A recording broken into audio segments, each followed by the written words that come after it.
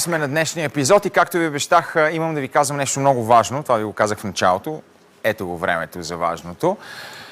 След 4 години на екран, BTV взе решението от следващия телевизионен сезон шоуто на Николаус Цитиридис да не бъде част от програмата на телевизията.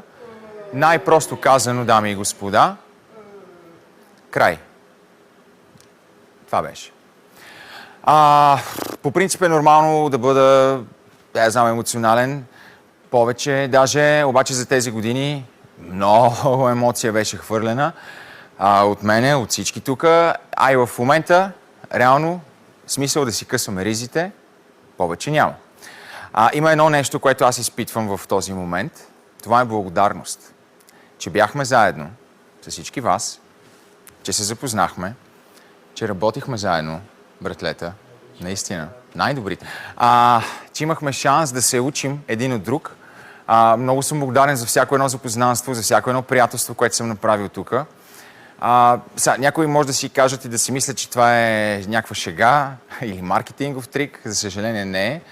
Благодарен съм за още едно нещо, че ние ще успеем да си кажем телевизионно с Богом подобаващо.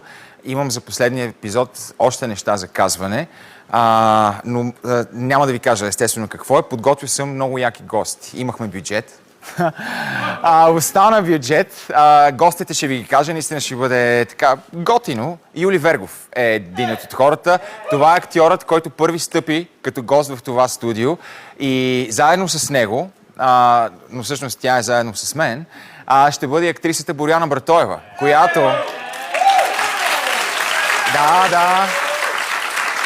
която освен изключително талантлива, има и участта да ми бъде и партньор в живота, така нареченото ми гадже.